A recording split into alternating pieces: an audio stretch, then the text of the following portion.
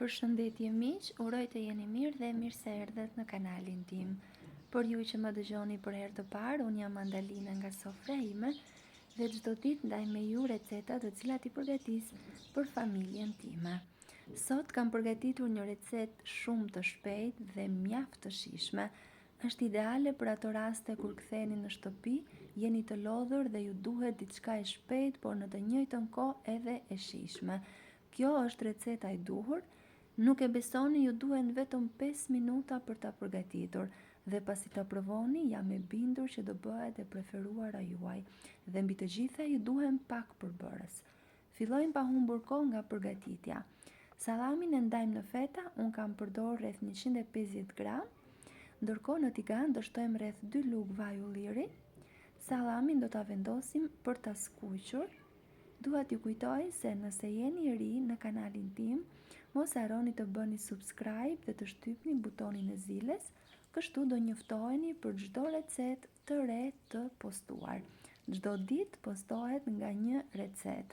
Recetat e mia janë të thjeshta, unë jam përpjekur që t'i përgatis të thjeshta me pak përbërës në mënyrë që ju të keni mundësi t'i përgatisni në shtëpinë tuaj.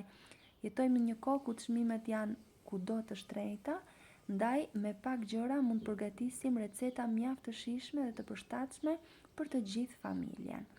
Pasi sallami është skuqur, e heqim atë me një anë. Po aty do presim në copëza të vogla 3 deri në 4 speca të kuqe ose jeshile, si do t'i preferoni ose t'ju gjenden në shtëpi. Unë i kam përzier pasi djalim i pëlqen shumë specat e kuqe dhe i përdor shpesh në receta të tilla. I skuqim duke i përzier vazhdimisht dhe pasi janë gati do shtojmë një lugë miell gruri, një lugë të rrafshët, jo shumë të mbushur, dhe do vazhdojmë skuqjen edhe për pak sa mielli të marrë atë aromën e këndshme, sikur është skuqur mirë.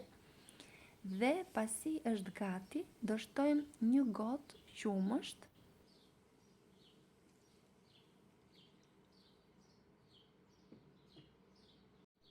pak djath, çfarëdo lloj djathi që t'ju gjendet në shtëpi ose preferoni edhe pa djath mund ta përgatisni, hudhër, krip, piper të zi, spec të kuq.